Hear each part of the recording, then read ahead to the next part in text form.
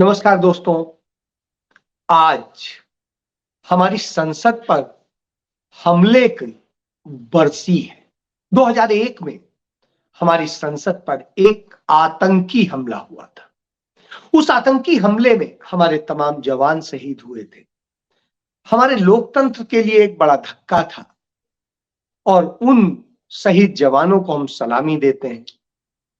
जिन लोगों के ऊपर यह आरोप लगे थे कि उन्होंने यह घटना अंजाम दी, उनमें से तमाम सारे लोग निर्दोष पाए गए और पाया गया कि उनको जबरन फंसाया गया था। निश्चित रूप से यदि जांच एजेंसियां इस तरह से करती हैं तो केस कमजोर करती हैं तो निश्चित रूप से एक दुखद स्थिति आती है। बहरहाल उन शहीदों को नमन करते हुए मैं आज अपनी बात शुरू करता हूं। आज जब हम उन शहीदों को नमन कर रहे थे और उसके बाद संसद में हमारे सांसद अपनी अपनी बात रख रहे थे तो लोकसभा में दो युवक सागर शर्मा और मनोरंजन शर्मा वो दर्शक दीर्घा से नीचे कूदे और कूदने के बाद में ऊंचाई बहुत है, उसमें पांव टूटने और सबका खतरा भी था। बहरहाल वो नीचे कूदते हैं और कूदने के बाद में वो सिंपल एक स्प्रे, कलर स्प्रे के जरिए वहां पर एक फॉग फैलाने की, मतलब धुआं फैलाने की कोशिश करते हैं। उसके जरिए वो क्या मैसेज देना चाह रहे था वो तो बाकी विस्तृत जांच में आएगा, लेकिन जो फौरी जांच में फौरी चीजें पता चली हैं उससे बड़ा स्थिति दर्दनाक है। उनके दो साथी जो बाहर थे, एक नीलम कौर और एक अनमोल सिद्धू सिंधे, और ये दोनों जो बालक थे दोनों इंजीनियर थे, पढ़े लिखे थे। कोई ऐसा नहीं है कि अनपढ़ गंवार टाइप के हों, जाहिल हों। और जो बाहर भी थे वो भी सब पढ़े लिखे अच्छे प्रोफेशनल्स हैं। आखिर क्या वजह हुई कि अपने पूरे कैरियर को, अपनी जिंदगी को दांव पर लगा करके इस तरह की हरकत करें? और वो जिस सांसद का पास लेकर के आए थे, जिसके जरिए वो दर्शक दीर्घा तक पहुंचे थे, वो प्रताप सिम्हा, वो मैसूर से भारतीय जनता पार्टी के सांसद हैं और उन्हें बड़ा अराजक सांसद माना जाता है। कहीं तोड़फोड़ कर देना, कहीं दूसरे धर्म के लोगों पे हमला करा देना और तमाम सारी चीजें।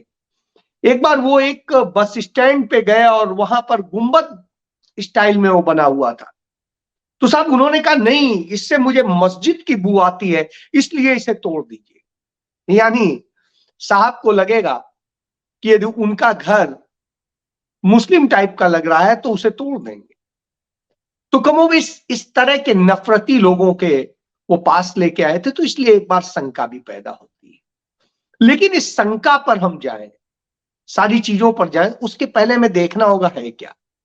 एक तरफ खालिस्तानी जो है, भारत सरकार उन्हें आतंकी भी कहती है, पन्नू, और वो पन्नू ने अमेरिका से धमकी दी थी कि वो संसद में बवाल कराएंगे या जो भी कुछ है।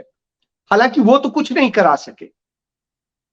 ये जो बच्चे थे इनमें से तीन तो हिंदू थे, एक जो लड़की है हिसार की, वो भी पंजाब से, उसका कोई बहुत नाता नहीं है, नीलम कौर। तो वो भी बड़ी भोली वाली और अपने आप में काम करने वाली। अब वो प्रोटेस्ट क्यों कर रहे थे इस बात को लेकर के, तो उन्होंने कहा कि साहब हम ध्यान आकर्षण करना चाहते थे इस बात के लिए कि मणिपुर में बेटियों के साथ लगातार रेप हो रहे हैं, गैंग रेप हो रहे हैं, उन्हें नग्न रूप से नचाया जा रहा है, दौड़ाया जा रहा है और न जाने क्या क्या विभत्स घटनाएं हो रही, लगातार वहां हत्याएं हो रही हैं और बहुत सारी घटनाएं जो देश को और हम सबको शर्मसार करती हैं। हमारी संवेदना है उनके साथ, और हमारा प्रधानमंत्री और हमारे देश के तमाम मंत्री, गृह मंत्री और वो सब, कोई उस पर ध्यान नहीं दे रहे हैं। उन्हें कोई फिक्र नहीं है अपने देश के उस हिस्से को। इस तरह से वो व्यवहार कर रहे हैं जैसे उसे काट के फेंक दिया हो, टुकड़े कर दिया हो, वो अलग राष्ट्र बना दिया हो। क्या स्थिति है वहां पर? कभी मैतेई समुदाय के लोग जाते हैं किसी थाने को लूट लेते हैं, वहां से असलहे लूट लेते हैं, पुलिस लाइन से लूट लेते हैं, और बहुत सारी घटनाएं हो रही। मुख्यमंत्री आवास के पास से घटनाएं हो रही, बावजूद इसके किसी को फिक्र नहीं। लगता है कि सब भूल गए हैं कि मणिपुर नाम का भी कोई एक जगह है, एक ऐसा क्षेत्र है जहां पर यह हो रहा है, और इस तरह की घटनाएं बढ़ती जा रही। अब तक कई 100 लड़कियां शिकार हो चुकी हैं रेप का। इसके बाद में कई 100 लोग मर चुके हैं, हत्याएं हो चुकी हैं, कई की लाशें लापता हैं, कई का और बहुत सारी चीजें। और उसके बाद सरकार नैरेटिव बनाती है, तो यह चिंताजनक है। इसलिए वो प्रोटेस्ट कर रहे थे। उनका मकसद किसी को नुकसान पहुंचाना नहीं था, लेकिन उनकी इस बात को हम सच भी मान लें तो एक बात सच है कि यदि वो चाहते कि हमें नुकसान पहुंचाना है तो वो क्या क्या कर सकते थे। क्योंकि मेरा भाई खुद जैविक साइंटिस्ट है, तो मैंने उससे पूछा क्या हो सकता है, तो उसने बताया कि जैविक गैस होती है जिसके जरिए वो जर्म्स पैदा कर दिए जाते हैं जो पूरी त्राही त्राही मचा सकते हैं। उनको वो स्प्रे कर सकते थे, उन्हें निकाल सकते थे, यह कर सकते थे। इससे पूरी संसद में जितने लोग मौजूद थे वो उसके शिकार हो जाते और वो आगे अन्य लोगों को शिकार कर देते। यह भी किया जा सकता है। उसका भी स्प्रे आता है। एक स्प्रे सामान्य तौर पे हम सब देखते हैं, महिलाओं को सजेस्ट किया जाता है कि वो अपने पास रखें। वो मिर्ची स्प्रे होता है जिसमें किसी के चेहरे पर उस पे आंख पे डाल देंगे तो आपको मिर्च जैसा लगेगा और वो बुरी तरह से घायल हो जाएगा, वो स्थिति है। एक तीसरा होता है जहरीला स्प्रे। वो छोड़ देंगे तो जो भी उस गैस के परिधि में आएगा या जो भी कुछ होगा तो वो उसको सूंघते ही मर जाएगा और वो होगा। ऐसे ऐसे जहर मौजूद है जिनकी स्प्रे छोड़ी जाए तो बचा पाना मुश्किल हो जाएगा, तुरंत दम घुट जाती है। उस तरह के भी हैं। लेकिन मैं धन्यवाद दूंगा उन लड़कों को, उन लोगों को, उन्होंने कोई ऐसी हरकत नहीं की। वो इंजीनियर थे, तमाम सारी चीजें इजाद भी कर सकते थे, उन्होंने ऐसा नहीं किया। उन्होंने कोई जो है बम नहीं फोड़ा, कोई वो नहीं किया। उन्होंने एक ध्यान आकर्षण करने का प्रयास किया शून्यकाल के दौरान। उन्हें कांग्रेस पार्टी के पंजाब से सांसद औजला ने, गुरजीत औजला ने पकड़ लिया, लेकिन भारतीय जनता पार्टी के तमाम सांसदों ने वहां गुंडई के अंदाज में व्यवहार किया। सुरक्षा कर्मियों को सीधे सौंपने के बजाय उनको मारने पीटने लगे। यह गलत था। आप सांसद हैं, नियम कानून बनाना, उनकी मर्यादाएं रखना आपका सबसे पहला कर्तव्य है, लेकिन आप इस तरह की हरकत करेंगे निश्चित रूप से शर्मनाक है। बहरहाल जो घटना हुई वो दुखद है, शून्यकाल में हुई। उस समय स्पीकर मौजूद नहीं थे, एक चेयरमैन जो है, उप चेयरमैन जो है उसको चला रहे थे अग्रवाल साहब, तो उन सब ने सारी घटना का ब्यौरा दिया, वीडियोज मौजूद है। दिल्ली पुलिस को उन्हें सौंप दिया गया, उनसे पूछताछ हो रही है, आईबी से लेके सब कर रहे हैं, और इतना तो सर्टिफाई हो गया कि वो किसी आपराधिक या किसी वैसे बैकग्राउंड के लोग नहीं है जो अभी फौरी जांच आई है। आखिर वो क्यों मजबूर हुए, हम इस पर बात करें इसके पहले एक इतिहास पे बात करते हैं। 8 अप्रैल 1929, याद करिए आप, नाम था भगत सिंह, बटुकेश्वर दत्त, और इन दोनों लोगों ने सेंट्रल असेंबली में घुस करके दर्शक दीर्घा में गए थे और उसके बाद वहीं पर घुस करके उन्होंने एक धुआं बम छोड़ा था। जैसे इन्होंने धुएं वाला स्प्रे किया जो पीले रंग का धुआं छोड़ रहा था, कलर था, उस समय इस तरह से इतनी टेक्निक नहीं थी, तो उन्होंने वो बम फोड़ा था जिससे धुआं निकले, किसी को नुकसान ना हो, यानी किसी को हार्म करना उनका मकसद नहीं था, और उन्होंने वो छोड़ा। उनके साथीगण बाहर थे, उन लोगों ने नारे लगाए और इंकलाब जिंदाबाद के नारे लगाते हुए देश की आजादी और जिस तरीके से अन्याय हो रहा था, ब्रिटिश हुकूमत जिस तरीके से अन्याय कर रही थी, उसके खिलाफ उन्होंने नारे लगाए थे। उन्होंने देश के उन मुद्दों को लेकर के जिन्हें अनदेखा कर रही थी सरकार, उस पर नारे लगाए थे, क्योंकि ब्रिटिश हुकूमत की गुलामी में सब कुछ वही हो रहा था जो आज हो रहा है। और इस गुलामी की दशा को लेकर के जब उन्होंने शोर मचाया था, उन्होंने भारतीयों पे होते अत्याचार को लेकर उठाया था, लड़कियों पे होते अत्याचार को उठाया था, देशवासियों के हकों को छीनने की जो कोशिश हो रही थी उसको लेकर उठाया। आज भी वही हुआ है, चाहे सागर शर्मा हो, मनोरंजन शर्मा हो, अनमोल सिंधे हो या नीलम कौर, इन चारों ने वास्तव में देश का ध्यान, दुनिया का ध्यान इस ओर आकृष्ट करने की कोशिश की है कि देखिए मणिपुर में ये हो रहा है। 8 महीने होने जा रहे हैं, हमारे प्रधानमंत्री सैर कर रहे हैं, चुनाव में जा रहे हैं और बहुत सब कुछ कर रहे हैं, दुनिया भर में घूम रहे हैं, तमाम भाषण दे रहे हैं, लेकिन उन्हें उस मणिपुर की फिक्र नहीं है जहां वो कह के आए थे चुनावी वायदे में कि आपको अपनी चिंता करने की जरूरत नहीं, हम आपकी चिंता करेंगे। आज वो मणिपुर चल रहा है, लोग मर रहे हैं, 7.5 महीने से इंटरनेट बंद पड़ा है, तमाम जीवन के कार्यक्रम बंद पड़े हैं, लोग शरणार्थी कैंपों में रह रहे हैं, उनको खाने पीने कपड़े सबकी समस्याएं हैं। अभी हाल के दिनों में कांग्रेस पार्टी के जो युवा विंग है उसके अध्यक्ष बीवी श्रीनिवास वहां गए, अपनी टीम के साथ गए और राहुल गांधी की तरफ से उन्होंने वहां पर तमाम जरूरतमंदों को कपड़े बांटे, तमाम कंबल बांटे और बहुत सारी चीजें दी, खाने पीने के सामान बांटे और यह करके आए। लेकिन कांग्रेस तो सत्ता में नहीं, न राज्य की और न ही केंद्र की, वो अपना कर्तव्य निभा रहे थे, उसका कोई प्रचार प्रसार नहीं हो रहा था। उनका मकसद था कि लोगों को मदद मिले, क्योंकि वो हमारे देश के हैं, हमारे भाई बहन हैं, चाहे जो हमें उनके बारे में सोचना चाहिए था।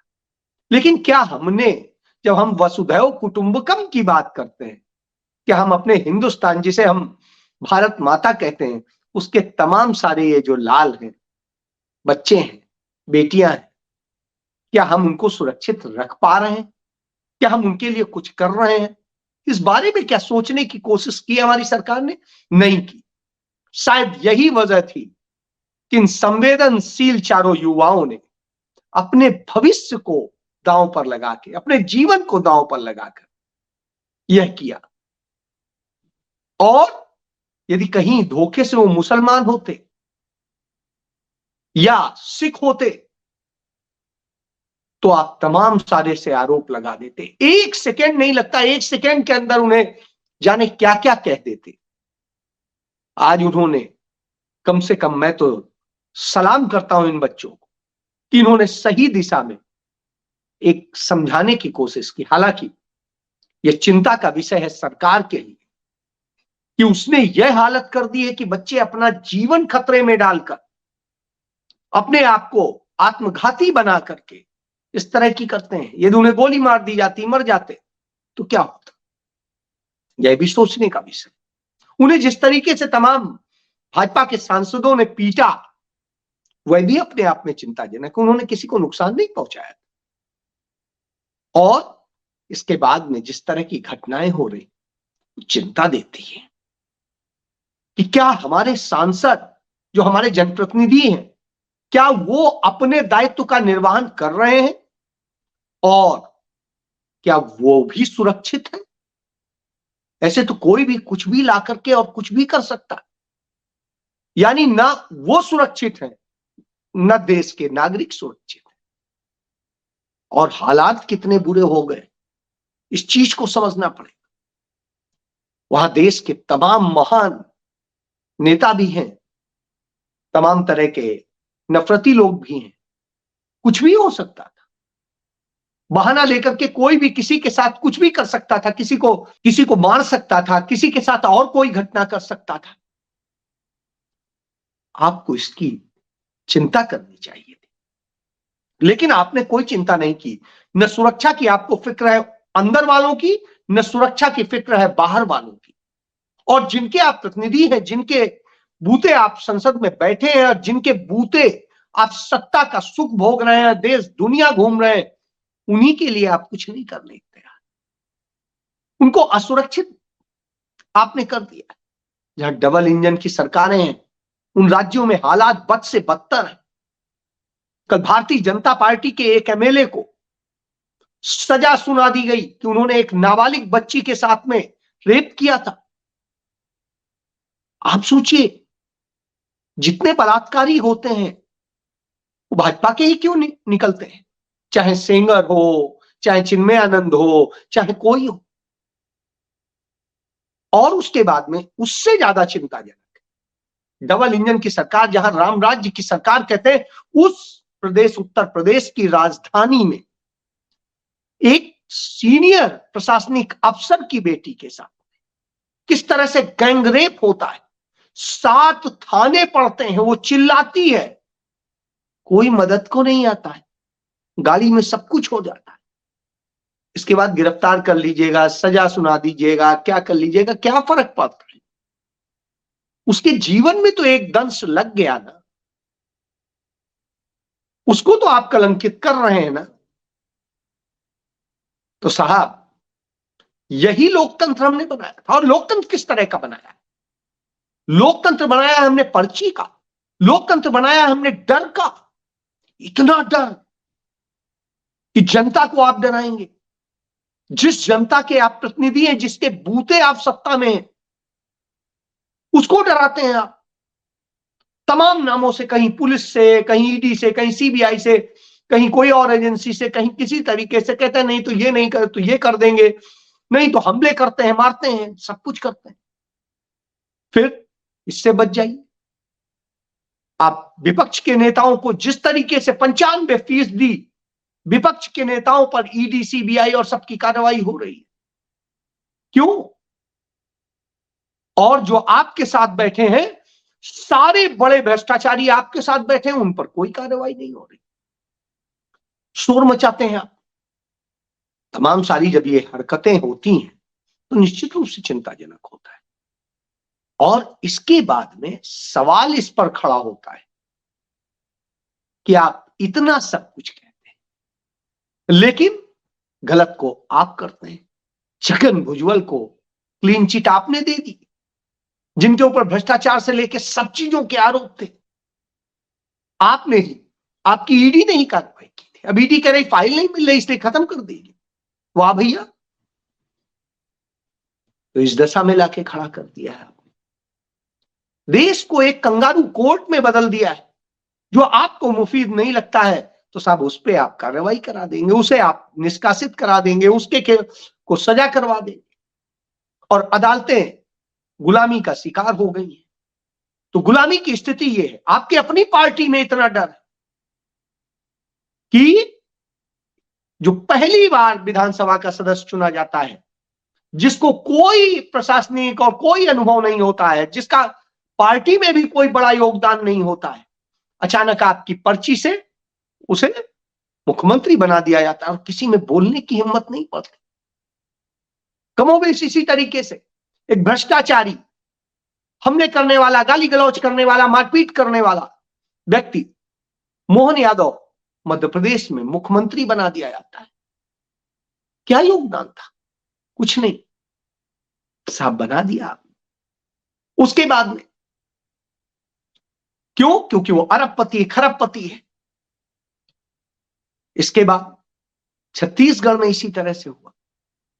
कांग्रेस से भागा हुआ व्यक्ति, ईडी सीबीआई के रडार का व्यक्ति, जिसे आपने नोटिस भेजा था, और धर्म के नाम पे दंगे फसाद करने वाला वो व्यक्ति आपके साथ होता है, आपका प्रदेश अध्यक्ष भी बनता है आपके साथ में, और फिर आप उसे मुख्यमंत्री बना देते हैं।